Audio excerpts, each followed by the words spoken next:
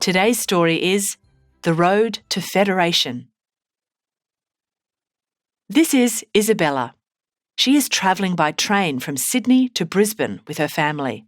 She has almost arrived at the border between New South Wales and Queensland.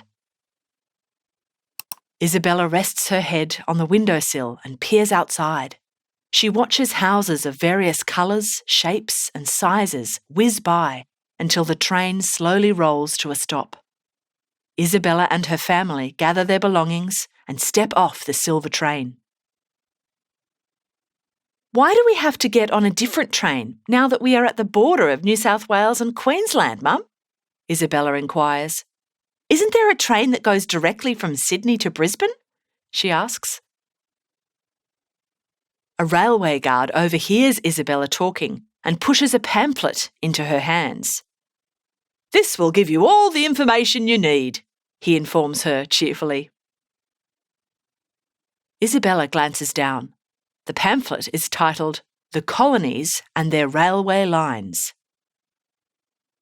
The family of 4 find a carriage on their next train. Isabella curls up next to the window and opens the pamphlet to the first page. She reads, In the 1800s, Australia was not a country. It was a continent made up of 6 colonies: New South Wales, Queensland, Victoria, Tasmania, South Australia and Western Australia. A colony is an area of land controlled by another country. The Australian colonies were controlled by Britain. Each colony had its own leader, laws, army and modes of transport. Because of this, travelling between colonies could be very difficult. Some colonies even had different-sized railway tracks, which meant you had to change trains at the border. Isabella gasps loudly. She suddenly understands. Her family is travelling on a set of old railway lines where the size of the tracks in New South Wales are different to the size of the train tracks in Queensland. This is why they had to change trains at the border between the 2 states. Isabella continues reading. When stopped at the border between 2 colonies, travellers had to pass through border control. This is where officers checked travellers' identification documents and luggage to make sure they were not carrying any illegal items. Isabella realises that she and her family did not have their passports or luggage checked when they changed trains. I wonder why this is, she thinks. Isabella frantically flips through the pamphlet, searching for a solution. Aha! She cries triumphantly, pointing her finger at the answer. The division of Australia into 6 colonies made life difficult for people who travelled frequently between colonies. Because of this, some individuals thought that the colonies should unite to create one country. The process of unifying colonies to create one country is called federation. So, when the colonies merged together to become one country, border control was no longer necessary and new railway tracks were constructed, Isabella realises. There were other reasons for federation, Isabella reads. Some people believed that the creation of a national army would better protect the land from invasion. Also, many people living in Australia no longer considered themselves British. Rather, they felt like they belonged to this great southern land and wanted to create a unique national identity as Australians. In order to become Australian, the colonies firstly needed to unite to create the country of Australia. Isabella holds the pamphlet closer to study a black and white photograph of a man. The caption tells Isabella that the man's name is Henry Parkes. Isabella reads the small text next to his photo. Henry Parkes was a leader in the movement for federation. He organised members of each colony to meet in 1891 to draft a book of rules for the new unified government of Australia. This series of rules is called the Constitution. However, The people of the 6 colonies were not satisfied by the constitution made by Henry Parkes and his friends. While many people in the colonies supported federation, each colony wanted to protect their own power and interests.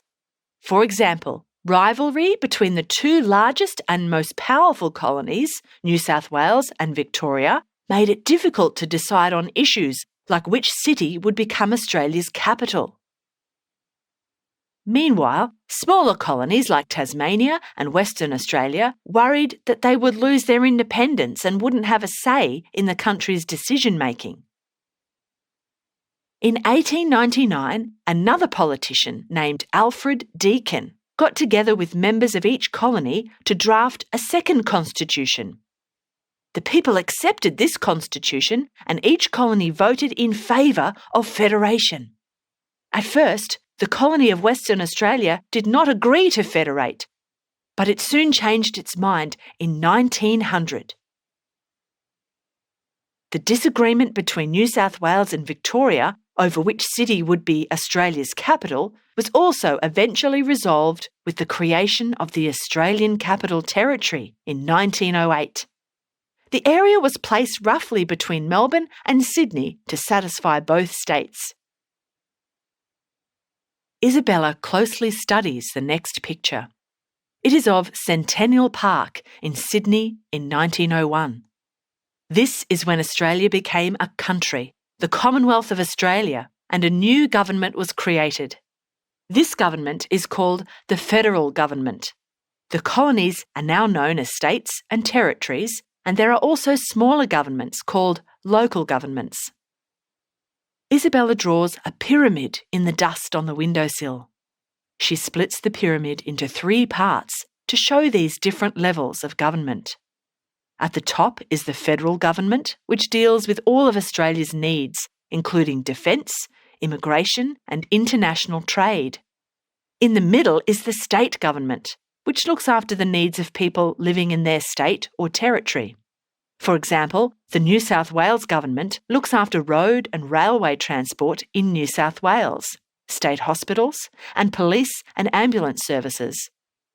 On the bottom of the pyramid is the local government, the government that looks after the needs of individual suburbs. They oversee town planning and rubbish collection and look after public spaces for the local community like parks and pools.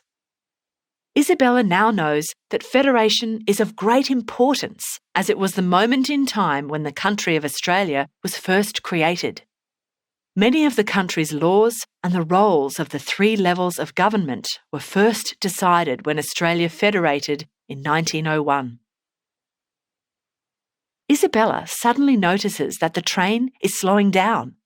She opens the window and sticks her head out, feeling the refreshingly cool wind blow across her face. They are almost at the station.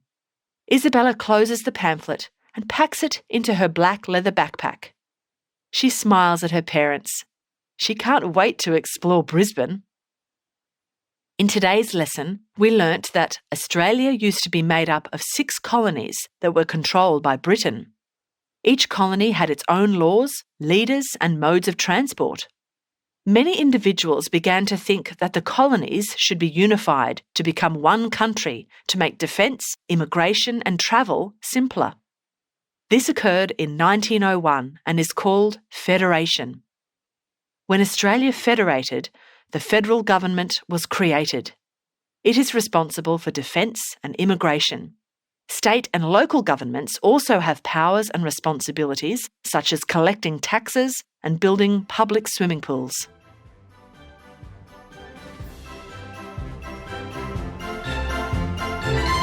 We hope you enjoyed this Schooling Online production.